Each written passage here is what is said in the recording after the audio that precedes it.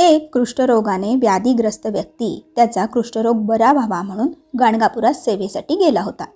नित्य नेमाने तो सेवा करत, दत्त महाराज माझी व्यथा ऐका आणि माझा कुष्ठरोग बरा करा, अशा तळमळीच्या प्रार्थना तो सतत करत असे.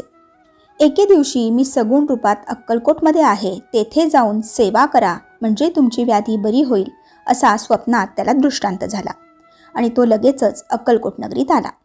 अक्कलकोटमध्ये सेवा सुरू केली, पण तेथेही काहीच फरक पडत नव्हता. शेवटी अत्यंत तळमळीने स्वामींना त्याने प्रार्थना केली. हे आई, आता मला हा त्रास सहन होत नाही. हे आई, आता मला हा त्रास सहन होत नाही. एकतर माझी व्याधी बरी करा किंवा मला मरण द्या, म्हणजे मी या त्रासातून कायमचा मुक्त होईल. स्वामींचे हृदय कळवळले. आणि तुला व्याधी बरी करायची आहे ना, मग एक काम कर, विष्ठा अंगास लाव. विष्ठा अंगास लाव म्हणजे तुझी व्याधी बरी होईल, असे स्वामींनी सांगितले. स्वामी भक्त हो, त्या व्यक्तीची स्वामींवर इतकी अतूट श्रद्धा होती की त्याने मनोमन ठरविले की विष्ठाच लावायची आहे ना, मग दुसऱ्या कोणाची विष्ठा का अंगास लावायची, आपण स्वामींचीच विष्ठा अंगास लावूया.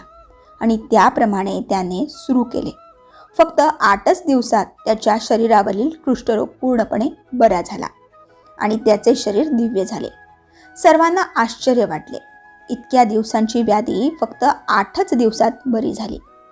या स्वामीरायाच्या अतर्क्य लीलाचा आनंद घेत सर्वांनी स्वामी नामाचा जय जयकार केला. तर मंडळी, या कथेचा बोध हाच की तुमच्या हृदयात स्वामींबद्दल असलेली श्रद्धेची उंची ठरवते की तुमच्या जीवनात किती मोठे चमत्कार घडणार. जितकी अतूट अभेद्य श्रद्धा तितका मोठा चमत्कार, हे कायम लक्षात ठेवा. धन्यवाद. श्री स्वामी समर्थ.